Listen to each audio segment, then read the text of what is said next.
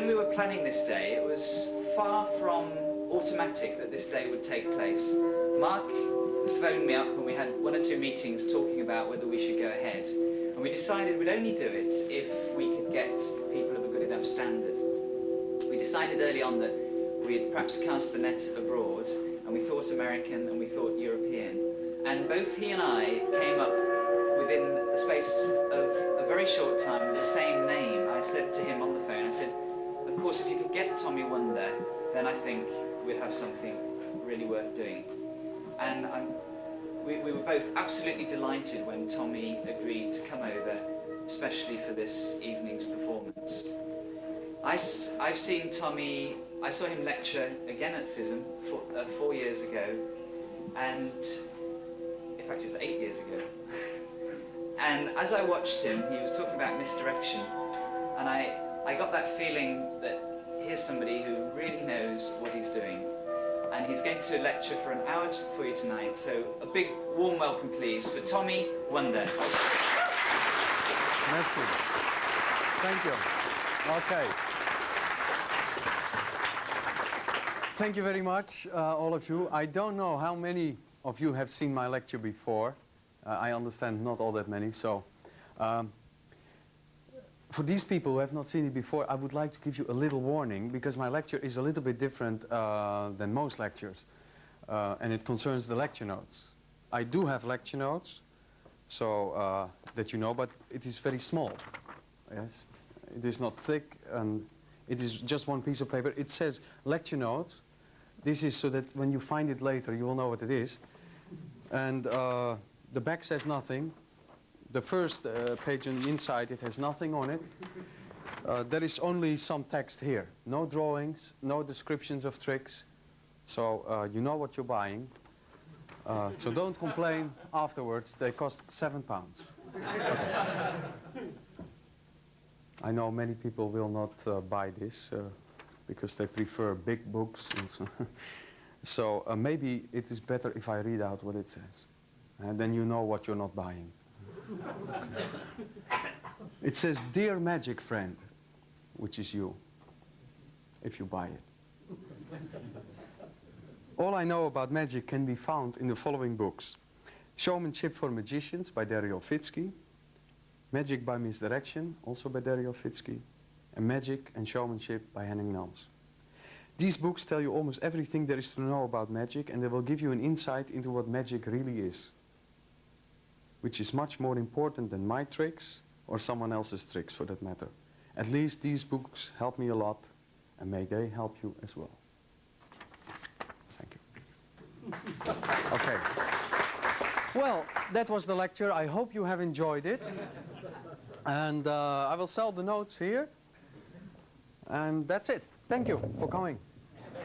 Okay. Yes?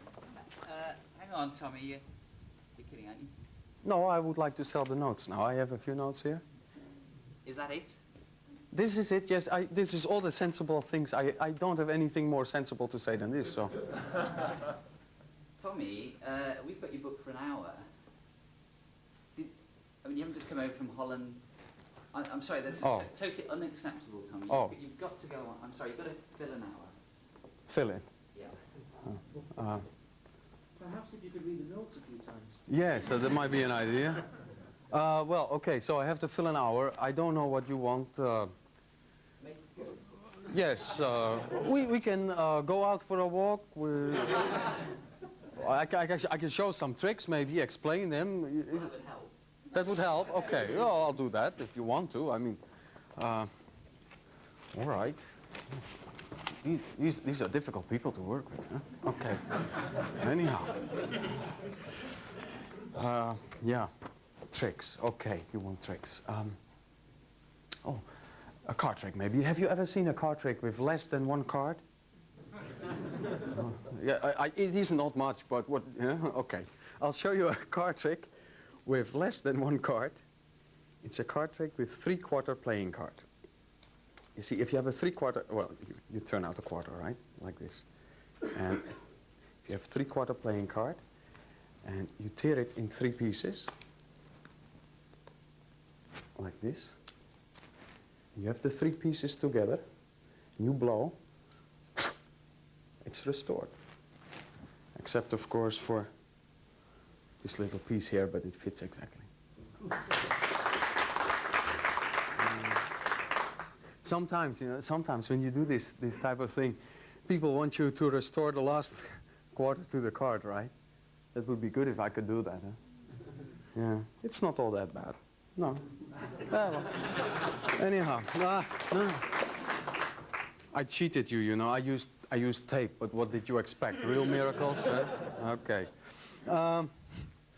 This is a card trick of Paul Harris, actually. And I think he was the first one to do the torn and restored card with just one card.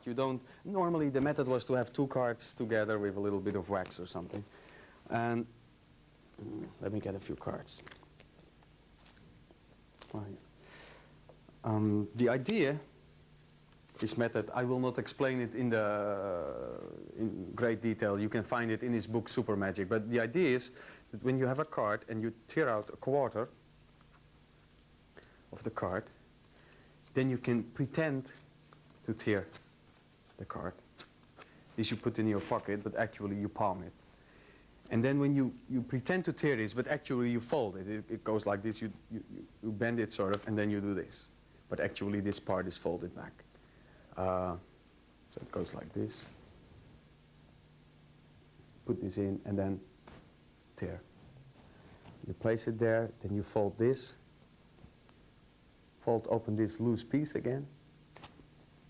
And you have torn it into 3 pieces. Now, here it changes for what Paul Harris described. I've made a few changes. Because what he did, he would say, okay, I have 1, 2, 3 pieces here. I don't know, but if I see 3 things, I never have to count. I know it is 3. And if I see 4 things, I know it is 4. With 5, I cheat. I make a group of 2 and a group of 3, and I know it's 5. With 6, maybe then I start counting. I don't know. There's many card tricks where you say, I have 1, 2, 3, 4 aces with 1, 2, 3, 4 blue backs, as if they can have 5 blue backs or something. But in a way, it is only magicians and idiots who count when it's under 5. So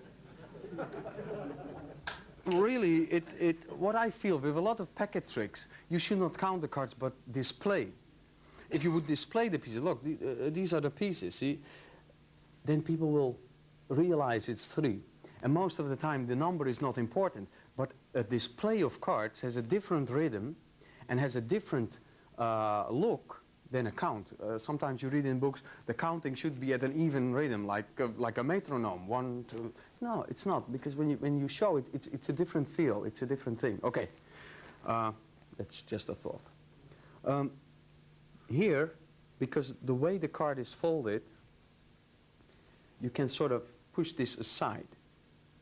Yes, it's still connected, of course, but you just push this aside and it looks like 2 pieces. Together with this, it looks like 3 pieces. So you don't need to prove anything, you just have the 3 pieces.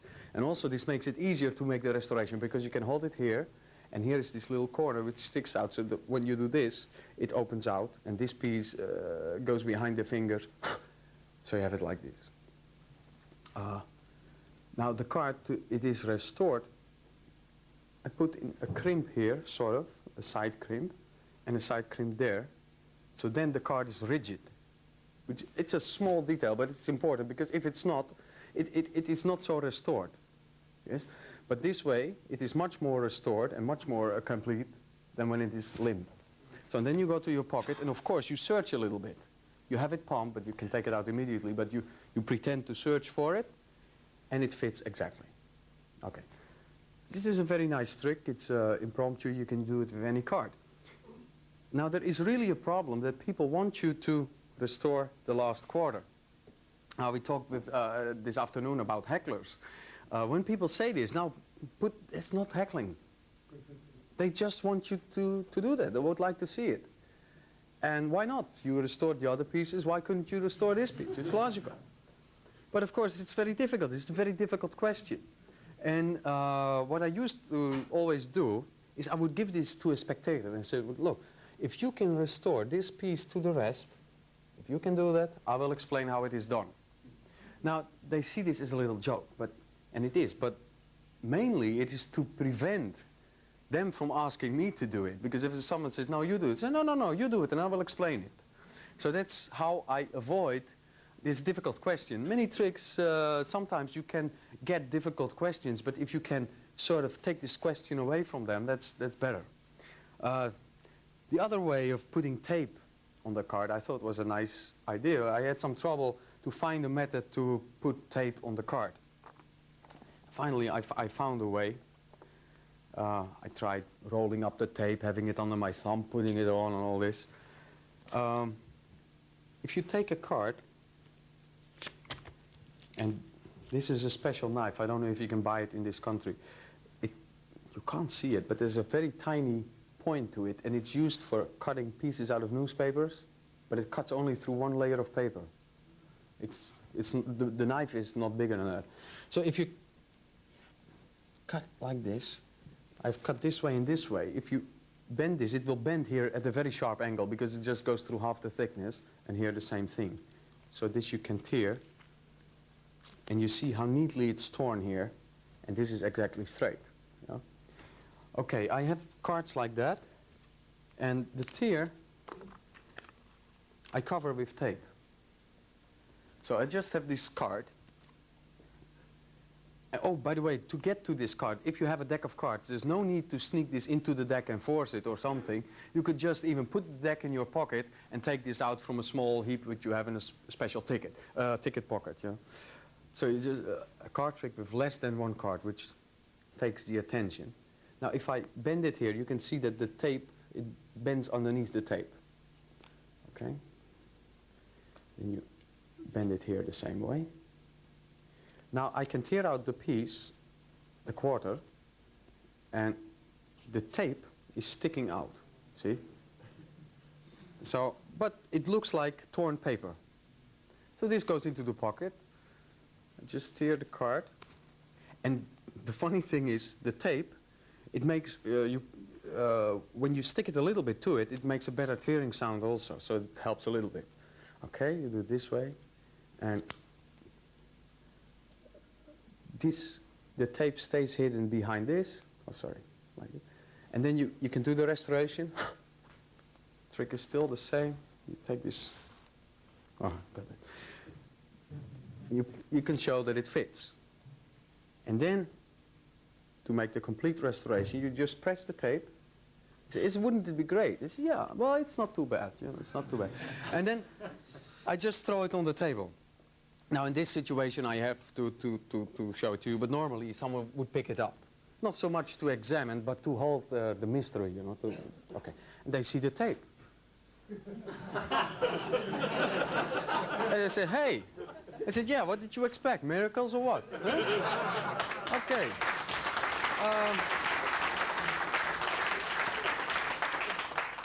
I must tell you also something. Some magicians have suggested to me to use a transparent tape which is matte finish, not shiny.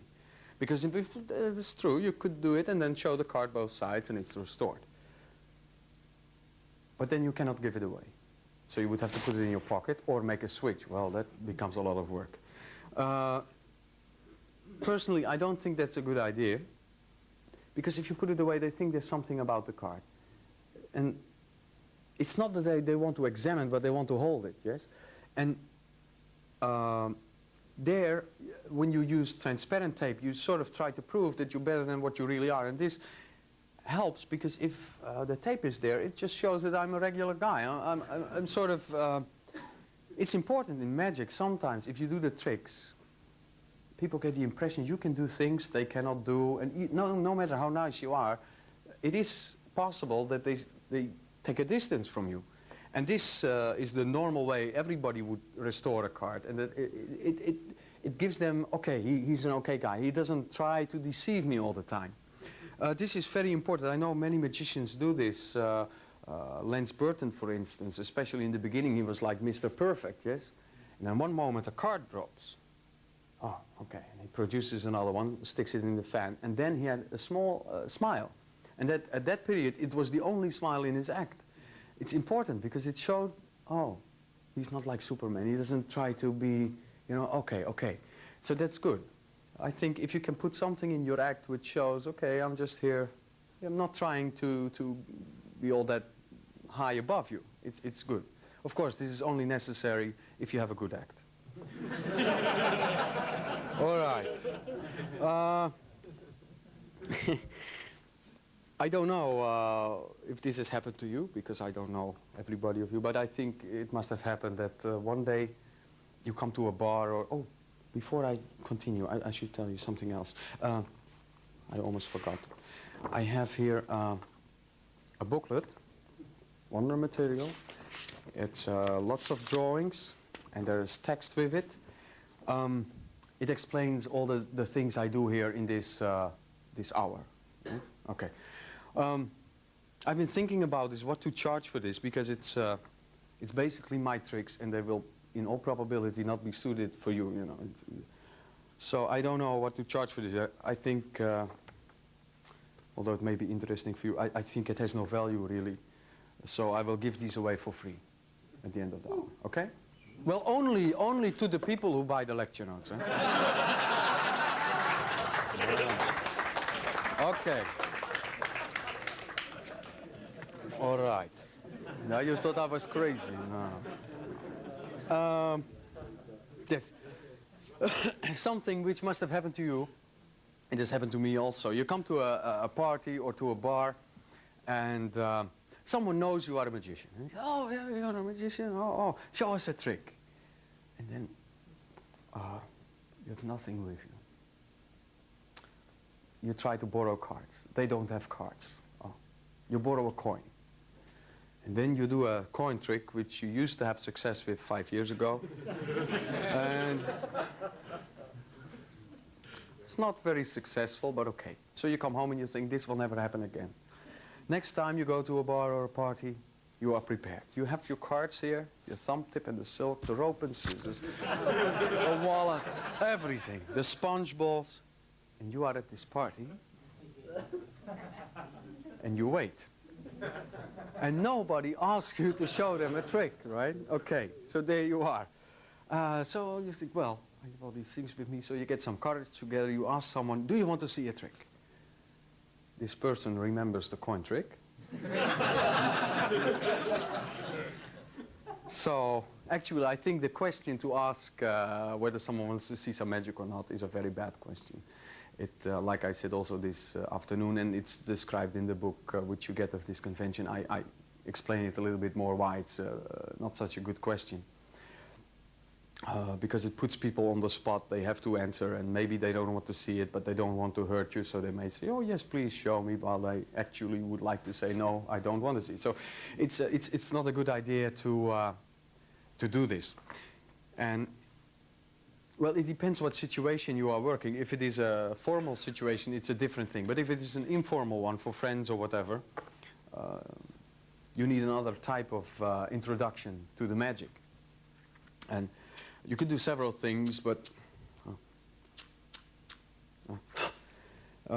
whatever. Now, oh well. You can light your cigarette. If people, they can react to this in two different ways. If they say, oh wow, your lighter, it changed to a box of matches. Oh sure, yeah, that's magic, and here I have a deck of cards, and I'll show you some more. Yeah?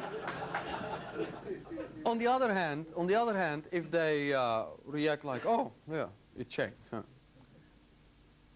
Then you can take your cigarette, you put it out in the ashtray, you walk to another group of people, and you do the same trick again, you know. And then you continue doing this until you find people who like it. Actually, there are people who don't like magic, and I can't blame them all of the time. Some magic, you know, it has no sense. It's senseless. The magician, he produces a red silk. Seemingly, he doesn't like the color. He changes it to blue. And then he throws the silk away. You know, things like this. We have come to accept it as normal, but a lot of magic is very strange when you start thinking about it. It's very illogical. But this trick where a lighter changes to a box of magic is a logical trick. And people, they will have a hard time disliking it. Because I'm not, there's a definite reason for me, because the lighter doesn't work, so why shouldn't I change it to a box of matches? They can't say that it's silly. When I think of tricks, I always have a habit of saying, okay, this and this happens, so what? And if you apply that, there is a lot of magic which doesn't mean all that much. And if it has some meaning, it will have a better connection with the people. They will be more involved. Okay, this trick is actually quite simple. You need a lighter, a big lighter or so, which you saw in half. This in itself is a lot of fun. So it has the length of the matchbox. It fits inside, and there is a nylon thread, so it can fall out, but not completely. It always stays in a little. And the back part of the drawer, I cut open here, and I fold it inside and put a little sticker there. So there is a compartment for a few matches. So this is inside the matchbox. So this you have in your pocket, and that's it. Now, you take your cigarette, and all you do is you drop this out of the box and you hold it. And it's not difficult, but it takes something in the mind. You have to put a lot of force in the first finger, because otherwise you get something like this. Yeah. But also you must hold the box very lightly, because otherwise you crush the box. It's not difficult, it's just something here. Okay, so you do this. And because there is no gas in it, of course it will not flame. This is important detail. It might sound very funny or stupid, but you must do this until at least one person notices it. Okay, I know this sounds stupid, but when you practice things at home, you know, for instance, you practice at home 1, 2, 3, and then you change it, and you have practiced it, and it goes okay. Then you perform it. The first time you do it, you're a little bit nervous. Will they like? Okay, you do 1, 2, 3, and nobody has seen the trick. Okay. Actually, it takes courage to wait for things. It's the same when you palm a card. You practice, and you do then you palm the card, and you have practiced it in this certain rhythm, and then when showtime comes, it's and you do it in the same rhythm, and it might be completely wrong for this situation. At this moment, someone might be watching your hand. You must have the guts to wait. It takes courage to wait for the moment. So once you know it, it's not so difficult anymore. But don't fall into the habit of doing things in a certain rhythm, but watch the audience, where they're looking, and how their rhythm is. Because their rhythm is as important as my rhythm. Together you make the rhythm of the show. Okay, so it is like this, so you do this. If they know you are a magician, you might even run into the situation where they say, oh, it doesn't work, I thought you were a magician. Huh? That's great, because you get challenged, and you can meet the challenge. Okay, to change it, you just let it go into the box, and you turn your hand over. Now you can show the box, you open the box to take out a match.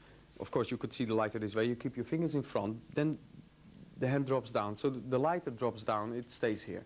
So they see an empty box, except for a few matches. So you take out a match, and you strike it, and you can light your cigarette. This you put in your pocket, and it's reset. Okay, there's another thing. Once you've thought of it, it's not difficult anymore, but I had missed a few opportunities before I thought of it. If you take a big lighter, and a red one especially is a popular color, and someone has the same lighter, now it would be stupid to change your own lighter. You just take their lighter, you take it, you just take it from them, and you talk to them, no fancy switch, yeah, sure, and then you do this. There's no need to make a difficult switch, just look them in the eye so that they don't expect the trick anyhow. So, and then it doesn't work, and their lighter changes into a box of matches, which is far better. But you must be aware, when you see such a lighter, you must grab your chance. Once you are aware of it, you will grab the chance, but I have let this opportunity go for a few times. Okay. There's one problem with it. If you change their lighter into a box of matches, they don't want the lighter back, they want the box. I don't know why. I think they want to say to their friends, this used to be my lighter. I don't know.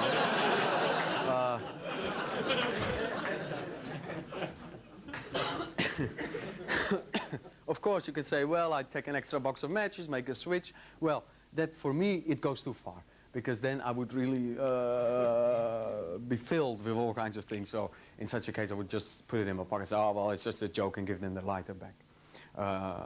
Okay. So those are a few things to think about. Any questions on this, by the way? Or things? Or okay. One thing I mentioned is it resets. For me, this is very important. If a trick resets, that is wonderful. There are many tricks which in itself are not resetting, but if you change the handling sometimes, you can make it resetting. And sometimes I have even changed the method of a trick completely just to make it resetting. I think that's very important for several reasons, because first of all, it's much better to practice. You practice much faster. You don't have to reset. So you can, and resetting is dull. But for close-up tricks especially, you can just practice. And it has something else too, because if you have a trick which you need to reset, for instance, okay, yes, here is the extra coin nobody should know about, okay? And here is the thread which should not break, okay? And so you remind yourself of the magic method, because during the preparation you see the trick. And people say if you really want to learn something, do it at regular intervals. Well, with the preparation, at regular intervals, you are reminding yourself that what you do is not real magic. It's a fake. And the idea is that you believe the trick yourself. It becomes very hard if you have tricks which don't reset to believe it, because you remind yourself with regular intervals it's not real. But if you have a resetting trick, you never come in contact with all these secret things. It sort of goes automatic. And that helps you to believe in your own magic. And I think that's very good. Another thing is, in a situation where you work several tables, you're working at this table, and the other table is already yelling, they want to see you too. Okay. So, oh, you're sure, I'll be there in a moment. And then you have to prepare. So you are in a hurry. You might make the preparation wrong. You might even forget the preparation altogether. I have seen someone, we worked together in a place, and he arrived at the table, and halfway through his trick, gee, I forgot to reset it. Now that looks pretty stupid. So, and also for the person who is paying you, it's not a good thing if he sees you go to the men's room all the time or something, you know. Either the magician is lazy or ill. So if you can make tricks, resetting, it's a lot better, it's a lot more comfortable. And also, it gives you confidence, because once I've done my tricks once, I know everything is there. There is no doubt anymore. I have no, is it there? Is everything in order? No. Once it's done once, I know for sure. It's all in the right pockets, it's all there. Okay. Good. Yeah, maybe it's time for a small card trick. Let me place this here. And it's not a big card trick, it's just a small card trick. And, oh, well. I would like you to take one of these cards, but don't take a picture card. Any other card is fine. Okay. And I have also a felt pen, but it's a very small one, because it was washed a little bit too hot. It's not a big deal if you take the cap off, it doesn't matter anymore. You just write your name on the card as big as you can, through the spades, that's okay, as long as it's nice and big and visible for everybody. Okay, thank you, wonderful. And the pen. Oh, that was my microphone. Okay, thank you. Now you see, all the cards in the deck, they feel very normal, like they always feel on the Sunday, except the 9 of spades, it feels very important. And you can see, because if you place the 9 of spades into the deck like this, and you do, hop, it rises through the cards to the top. It is on top now. Did I go too fast? Or? No, okay. I'll show you again, it's quite simple. It's about, oh, it's not exactly the middle, but it's not important. The importance is the movement. I'll do it slow. Hop. It cannot be, huh? And yet. You know, I became a magician to find out how I do this. Yeah. Sometimes I meet people who think I cheat. Not you, but sometimes lay people, you know, they think I put in a different card, it's already there, or that I do it with my fingers very fast. Well, you know, that can be done. I'll do it here on the table. You can see I don't do anything with my fingers. I will only use my fingertips. Look. No possibility for cheating and no fast movements. I'm not going too fast, am I? No, okay. If you watch the side, you can see it happen. Did you see it crawl to the top? No. Well, it's there all right. Yeah. Okay. Well, you know, I can just as well explain it. You see, the card, of course, it doesn't go through the other cards to the top. It's imagination, you understand. Also, the card, it doesn't really go in the middle. It's imagination because it's my lucky card. I never keep it in the deck. So you cannot see it there because I always keep it here, this little box. But what I don't understand is how you manage to put on my lucky card in the box your name. You must explain it to me because I don't know. Huh? Okay. It is a lucky card. There's 6 months guarantee on the luck, so keep it at least half a year. Huh? Okay.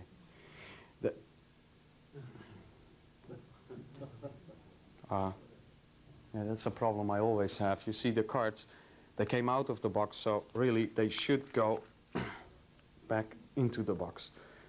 They came out, come on, so they must go back in.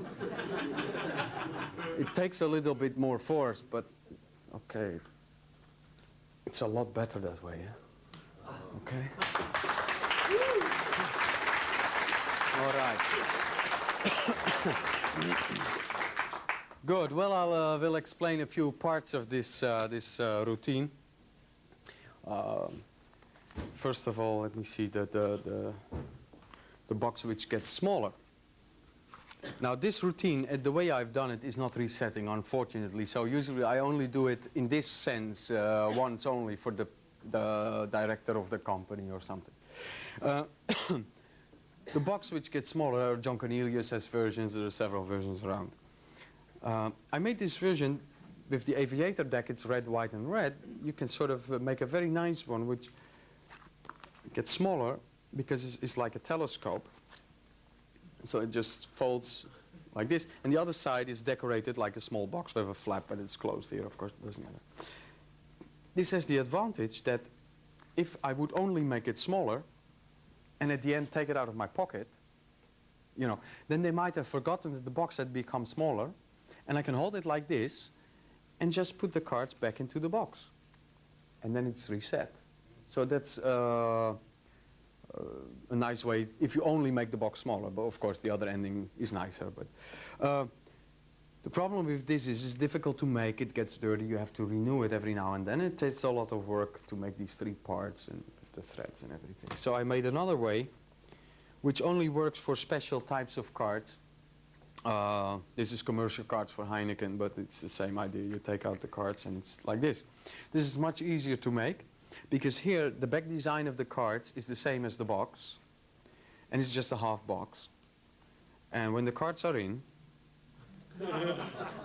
so you can just take it like this and there's no need to prove anything because why shouldn't the cards be in a regular box, you know? So, but they can see through your fingers a little bit like this, so they see it's a...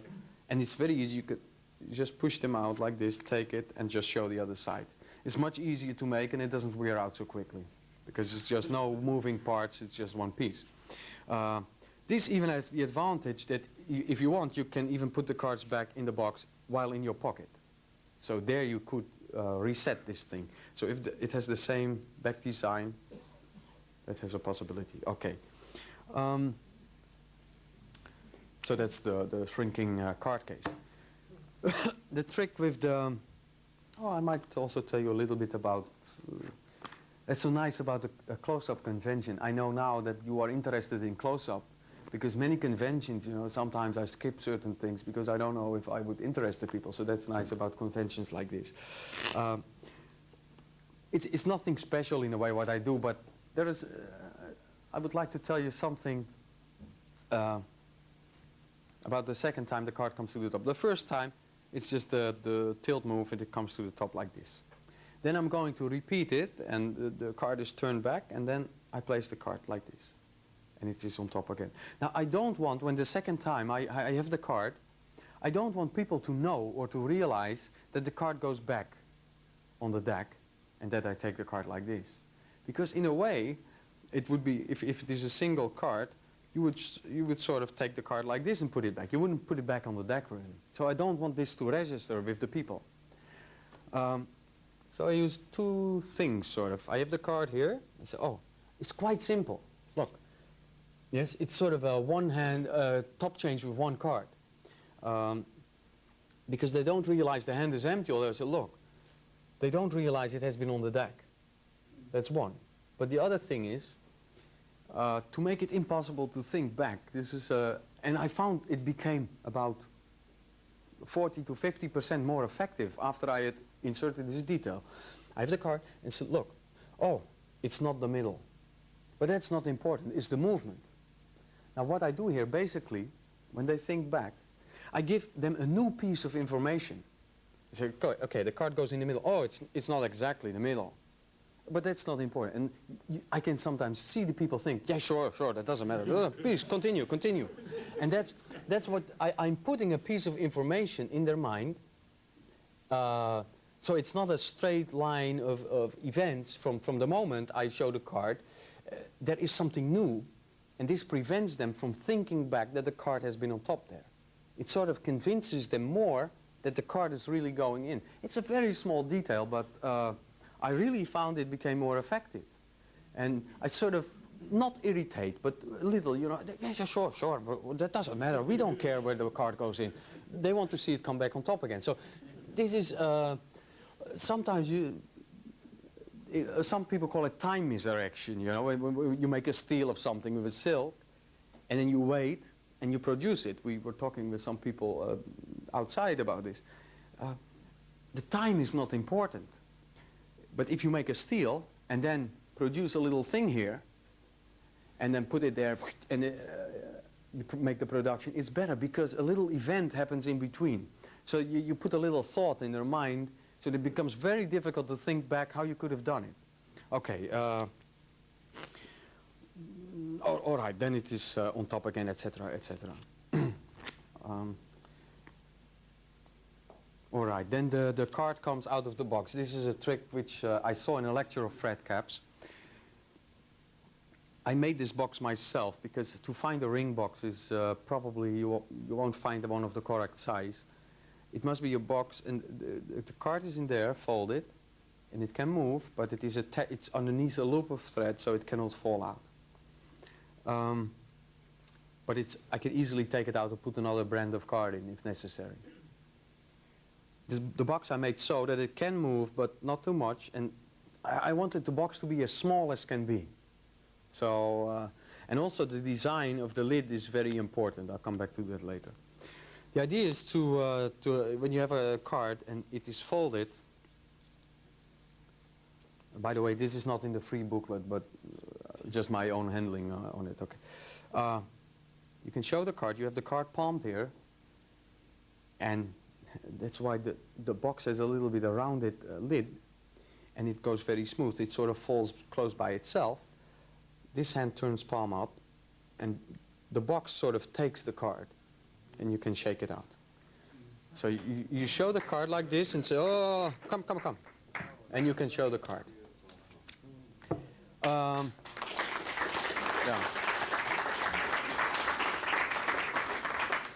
What is important also when you show this and you take this, it comes out, when you open the card, you sort of palm the box. So out of sight, out of mind. I'm not really palming it. I mean, if someone sees it, okay, so I have the box here. But I prefer them to forget about the box, and then I throw it on the table, and it goes this way. And then at the same moment, the hand goes away to get rid of the box, because I don't want the box to be inside, because then they might start thinking, is there something wrong with the box? Now, the problem is the folding of the card. I read somewhere a method to fold the card. You all are familiar with this method. You fold it like this. It's in expert card technique or something. Now, no matter how long you practice this, you see, sometimes we think that if someone does something very smoothly, he has practiced a long time. But sometimes it's better to find a better method, you know? Because some methods, no matter how well you do them, something will always be visible. No matter, I can't do it well, but your hand has to make these movements. And look at how ugly it looks. Your hand looks weird. There's a lot of movement in the hand. So what you have to do is you have to do this underneath the table edge, or behind your leg, so that the other tables can see it, or whatever, you know. What I think is a good way is to palm the card and hold it behind someone's back. And then you can keep even your palm to this person's back, so the other sides don't see it really. And it is nice because it gives you an open... This is honest. If you are standing like this, you're honest. If you're standing like this, you're doing something. Well, like making a pass. If you make the pass here, I don't know. But if you make it there, sure, it's honest. It's more honest. It's just an impression they get. Okay, so you can fold the card behind someone's back. I wanted to have a method to fold the card in this region without taking the hands out of sight. So I've made something like this. I've folded the card now. And it's smaller than this other method. As you can see, this is not folded well, but you can see it's a lot smaller because it is 3 times folded in 2. Yes? And the method is quite fast. This is another. So, and it is the first 2 folds are from expert card technique, and it's really good. And I just added 1 extra fold. And the extra fold, the last fold, you need a lot of force because it's difficult. But because you are doing it with 2 hands, you have the force of 2 hands together. And with 1 hand, it's difficult, you know. But I can use the arms as a sort of to bring force. Okay. You hold the deck like this, with the thumb is here in the middle, and it's sticking out as far as possible. So you don't hold the deck like this, but you hold it like this. Now you buckle the chosen card, the top card, and now you go like this. Now because both short sides of the cards, the card, is in contact with the deck, and this sort of ensures that the fold is at a straight angle, and that's very important that the card ends up folded very nicely, because the neater it is folded, the more impossible it seems. Because if it is ugly folded, then maybe it looks almost like crumpled up. But if it is very neatly folded, they get the impression you must have been out of the room to really fold the card. Okay, so these 2 sides are in contact with the deck, and you have the first fold. Now the thumb is in a way is here. It's at a straight angle. Now you don't stop, you just continue. So the second fold is also, if your thumb is straight, at a straight angle, and in the middle. So with 1 movement, you have 2 folds. So that's very economic. Now to continue, and this is what I added, I pull up the card with my thumb. So I only hold it with the first finger, and I sort of hold it like this. Now this hand is underneath the deck, and it's going to grab the deck. The deck is here, and then that's where you apply force with 2 hands. You sort of press it around your finger, and then these fingers can grab the deck. You pull out this one, and you can press it like this, or if necessary, you can do this a little bit, but in actually pressing the folds in, okay? So then you have the card folded. Look again, so it's like the 1, 2, and the 3rd. And you press it closed. And I'll maybe do it again 1 more time slow. So this is the first and the second, and it's bend around the finger, and you press. Then what I do, I take it here, so that I can show this hand empty. What is the box? Here. And I can pick up the box like this, and then I show it, and then I have the attention here. So that's the moment where I palm off the folded card and place the deck on the table. So then I can show it and just take out the card and give it to them. It's their chosen card. It's safe.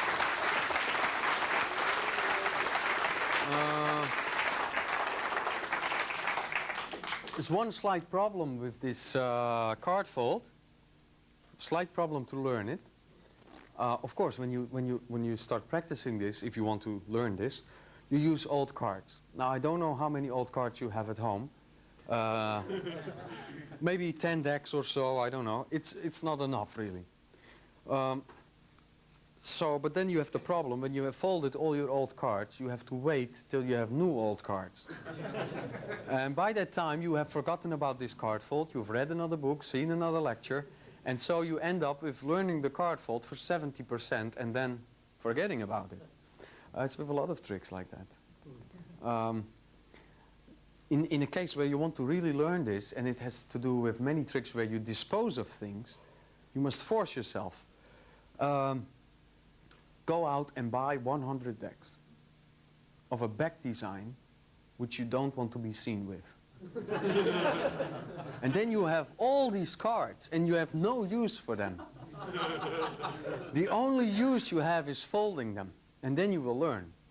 So commit yourself, put in some money and buy, so that you force yourself, because otherwise it's not going to work, because then you get distracted.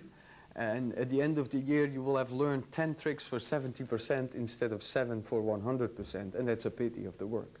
Okay. Let me see. The cards go into the small box. Before I explain this to you, I should explain there is a, how would you call it? A deck switch. Because a regular deck, of course, can't go into this little box. I will tell you about the deck switch. I was thinking about switching a deck, but now you could use lapping and things like that, but although I work quite often sitting, I can talk about that too if you want later on. But I don't like to use lapping because I want to have my tricks so that I can also do them standing up. Because then I never have to worry. I know that under any circumstance, the tricks I have on my body, I can do them. I feel that for me it's very important for my confidence and for feeling good. So I wanted to have a deck switch on my body, and I was thinking of, I've read a deck switch somewhere where you have the deck in the pocket. This is the warm deck, this is the cold deck. And you had to do something like this. You had to go in and change it. No, okay. Depends on the size of your pockets, but it's not easy. What I saw today of Jeff Ray, that was good. He puts it in his pocket and says, okay, yeah, and then he takes out, then it's good. But if you want to do it secretly, you know, it's no good. Because you get it's difficult to change a deck in one pocket and not having it noticed. Because you really get this type of thing very quickly. Also, it's quite illogical to go with your hand to your pocket with a deck. Because if you need to take something out of your pocket, you must have a reason to go to your pocket. Then you would take the deck here and go to your pocket and take out or whatever. Unless this hand is occupied, maybe holding a chair or something, you know. Then it's okay. But otherwise, so you run into a lot of problems to make a deck switch with one pocket. And then I thought of something very simple. I thought, why not do it this way? It's very easy. It's very smooth. And also the deck is never leaving their sight. It's always there. I mean, I need about half a second of misdirection and it's done. So it's just flying from one hand to the other, but because it goes smoothly, you know. So I have this, and then I continue with other things.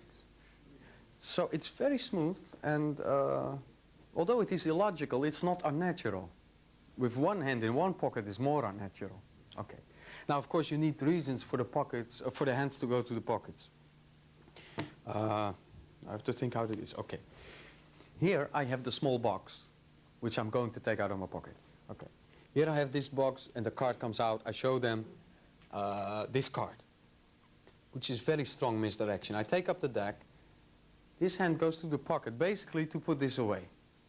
this hand goes to the pocket to take out the box. So it's all, every hand has a reason to do what it's doing, and yet the deck is changed for another deck. I remember showing this once to someone who was deceived by the switch. Later I explained it. He said, "You're never going to get away with that." But, you see, sometimes you can do quite illogical things as long as they have a natural flow and are going okay. Then you don't have so much trouble. Okay, so the deck is switched for another deck. Oh, by the way, this box, this one is smaller even, huh? But they forgot the exact size, but it's small. It's another box. I had the idea of this, and I made a deck which fits in the box and has this shape. It fits in completely, although, well, it sticks out a little bit, but the flap goes over high. But it means if the flap is to the back, the box looks even smaller than it is, which is just helping the illusion in the beginning. So I try to get every millimeter I can get away, I've taken it away. This is the shape, and when it is like this,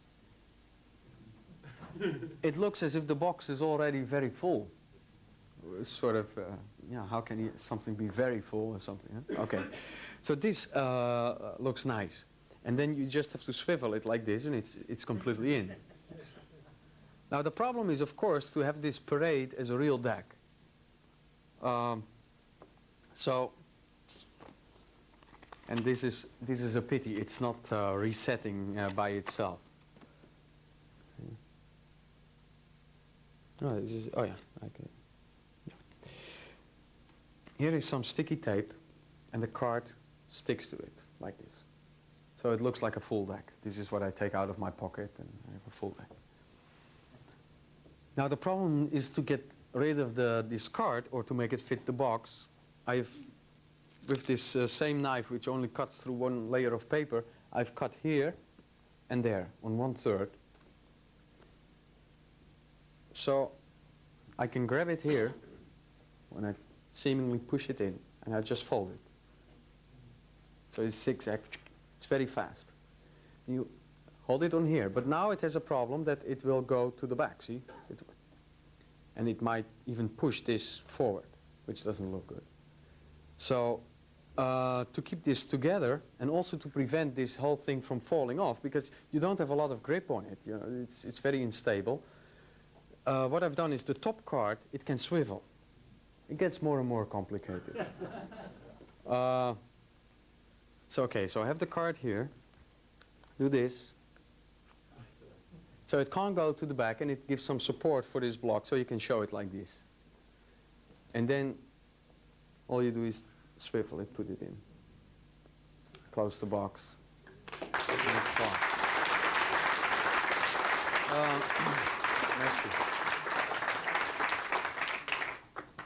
It is some work to make, but oh well. Gets you through a winter evening. Huh? Yeah, I'm sorry we don't have a little bit more time, but anyhow, I hope you have enjoyed it. I have at least filled my hour. I'm happy about that, and now they're going to send me away. It's terrible. Okay, I hope you have enjoyed it as much as I did, and if you want to buy the notes, you get the free booklet, feel free. They're £7. I'll be in the corner there. Thank you very much. Okay. Merci.